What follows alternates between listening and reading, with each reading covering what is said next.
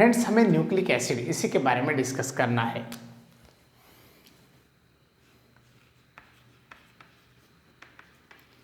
अब स्टूडेंट देखो nucleic acid क्या है। जो न्यूक्लिक एसिड पॉलीमर्स है, पॉलीमर्स ऑफ न्यूक्लियोटाइड्स, न्यूक्लियोटाइड के पॉलीमर्स है। ठीक है, अब यहाँ पर हमें दो डिफरेंट टाइप के न्यूक्लिक एसिड देखना है। सबसे फर्स्ट हम डीएनए के बारे में सोचेंगे, उसके बाद हमें सोचना है स्टूडेंट आरएनए के बारे में। यहाँ पर दो डिफरेंट टाइप के न्यूक्लिक एसिड हमें स्टडी करना है। जो न्यूक्लिक एसिड हम स्टडी करने जा रहे हैं स्टूडेंट, तो इन्हीं न्यूक्लिक एसिड का प्रेजेंटेशन हमें सेल के अंदर दिखाई देता है। सेल के साइटोप्लाज्म में प्रेजेंट होते हैं, साइटोप्लाज्म में प्रेजेंट होते हैं, सेल के न्यूक्लियस के अंदर भी प्रेजेंट होते हैं और सेल ऑर्गेनल में भी प्रेजेंट होते हैं।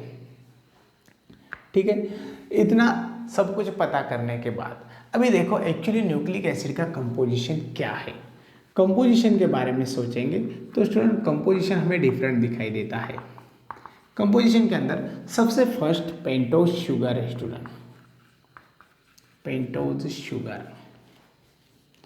उसके बाद नाइट्रोजन बेसिस है और फाइनली नाइट्रोजन बेसिस के बाद इसी न्यूक्लिक एसिड के अंदर हमें नज़र आता है फॉस्फेट ग्रुप, यानी कि third one is the phosphate. ठीक है, इसी तरह से तीनों इंपॉर्टेंट कंपोजिशन हमें न्यूक्लिक एसिड के अंदर दिखते हैं। अभी देखो स्टूडेंट यहाँ पर पेंटोज शुगर जो है वो दो डिफरेंट टाइप्स के हैं। अभी जो दो डिफरेंट टाइप है वो कौन से हो सकते हैं। सबसे फर्स्ट वाली पेंटोज शुगर है डीऑक्सी राइबोज और जो अनदर है वो है स्टूडेंट ऑक्सी राइबोज। इसी तरह से दो डिफरेंट टाइप के पेंटोज शुगर यहाँ पर हमें नज़र आती है। सबसे फर्स्ट वाला जो डीऑक्सी है उन्हीं के अंदर वन ऑक्सीजन है, वन ऑक्सीजन, उसके बाद 5 कार्बन्स है और इतना होने के बाद वहाँ पर हमें हाइड्रोक्सिल ग्रुप भी दिखते हैं, हाइड्रोक्सिल ग्रुप भी नज़र आते हैं या फिर वहाँ पर हाइड्रोक्सिल ग्रुप भी प्रेजेंट होते हैं। तो ये डीऑक्सी राइबोज शुगर के कुछ इंपॉर्टेंट वहाँ पर कंटेंट है। अभी देखो स्टूडेंट जब स्ट्रक्चर निकालेंगे हम डीऑक्सी राइबोज शुगर का, तो ये स्ट्रक्चर हमें डीएनए के अंदर दिखता है, यानी कि डीएनए के अंदर इसी तरह से ए रिंग प्रेजेंट होती है। फर्स्ट ऑक्सीजन हमने यहाँ पर निकाला है स्टूडेंट, ऑक्सीजन के साथ रिंग स्ट्रक्चर हम ड्रा कर रहे हैं। रिंग स्ट्रक्चर में हम कार्बन की नंबरिंग दे देंगे, फर्स्ट, सेकंड, थर्ड, फोर्थ। एक जो 5th नंबर का कार्बन है वो आउट ऑफ द रिंग है। ठीक है, उसके बाद CH2OH hydrogen, then student hydrogen hydroxyl group, उसके बाद हाइड्रोजन और हाइड्रोजन, यहाँ पर हाइड्रोक्सिल ग्रुप, यहाँ पर है हाइड्रोजन। तो ये स्ट्रक्चर है पेंटोज शुगर रिंग का।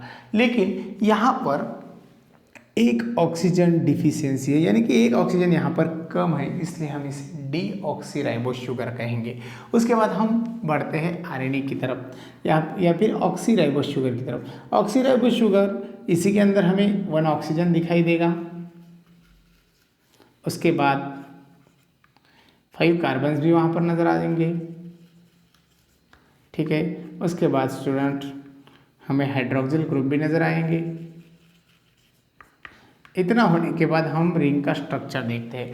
अगर ये स्ट्रक्चर हम डिटेल में देखेंगे तो हमें यही स्ट्रक्चर आरएनए के अंदर नज़र आएगा और आरएनए के अंदर हम ऑक्सीजन को ऑक्सीजन देखेंगे। इसी तरह से रिंग का स्ट्रक्चर ड्रॉ करेंगे। First, second, third, fourth carbon है, 5th नंबर का कार्बन यहाँ पर है, CH2OH यहाँ पर है। उसके बाद यहाँ पर है स्टूडेंट हाइड्रोजन, यहाँ पर है हाइड्रोक्सिल ग्रुप, यहाँ पर हाइड्रोजन है, यहाँ पर हाइड्रोजन, यहाँ पर हाइड्रोक्सिल ग्रुप, यहाँ पर हाइड्रोक्सिल ग्रुप और यहाँ पर है हाइड्रोजन। तो ये स्ट्रक्चर वहाँ पर हमें दिखता है। अभी ये स्ट्रक्चर है तो इसी के अंदर ये यहाँ पर हमें फंक्शनल ग्रुप 2 नज़र आने वाले हैं और दोनों फंक्शनल ग्रुप जो है वो पेंटोज शुगर के अंदर है और यही पेंटोज शुगर को हम ऑक्सी राइबोज शुगर कहेंगे। और ये ऑक्सी राइबोज शुगर जो है उसी के अंदर एक ऑक्सीजन यहाँ पर दिख रहा है, लेकिन डी ऑक्सीजन के अंदर यहाँ पर डी ऑक्सी शुगर बनाने वाला ऑक्सीजन नहीं है, यानी कि शुगर बन गई डीऑक्सी। ठीक है, यहाँ पर ऑक्सीजन नहीं है, वहाँ पर ऑक्सीजन है, इसका मतलब ये डीऑक्सी शुगर बन गई और ये जो है ऑक्सी शुगर बन गई है। ठीक है, तो इसी तरह से ये पेंटोस शुगर हो गई। उसके बाद नाइट्रोजन बेसिस भी वहाँ पर दो टाइप्स के हैं।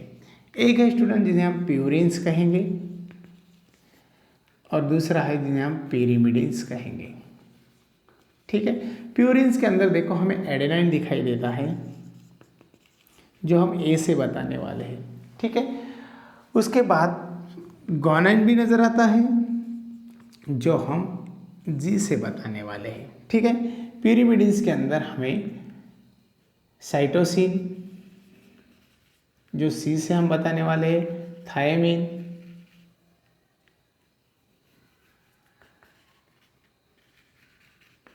जो हम टी से बताने वाले, और जब आरएनए बनता है स्टूडेंट तो यूरासिल भी नज़र आता है जो हम यू से बताने वाले हैं। ठीक है, अभी देखो थायमिन रिप्लेस होकर यूरासिल बनता है, यानी कि आरएनए के अंदर टी रिप्लेस विथ यू, यानी कि यूरासिल के साथ टी रिप्लेस होने वाला है। ठीक है, उसके बाद हम चलते हैं फॉस्फेट ग्रुप के अंदर।